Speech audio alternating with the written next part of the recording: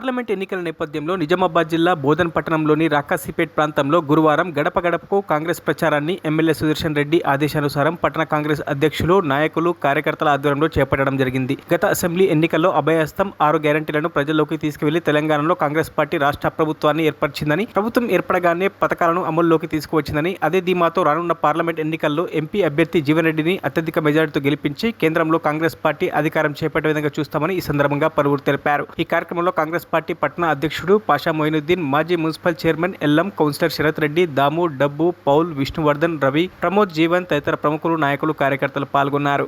ఇక్కడ అలాగే రాష్ట్రంలో కూడా కాంగ్రెస్ ప్రభుత్వం ఏర్పాటైన తర్వాత ఆ సంక్షేమ పథకాలని అమలు పరిచే విధంగా ఏదైతే 6 గ్యారంటీ స్కీముల్లో దాదాపు 80% గ్యారంటీ స్కీములు అమలు చేస్తూ ఇంకా 1-2 స్కీములు ఈ ఎలక్షన్ కోడ్ వల్ల ఆగిపోయినాయి.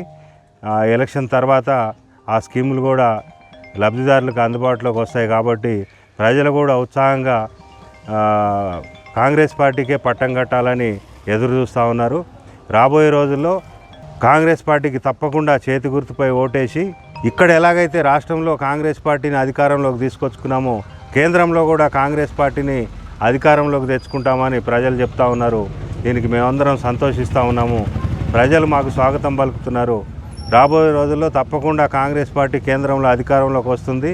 ప్రజలకు మరింత చేరువై మరిన్ని సంక్షేమ పథకాలు అందించే విధంగా మా వంతు మేము కృషి చేస్తామని తెలియజేసుకుంటూ జై కాంగ్రెస్, జై హింద్.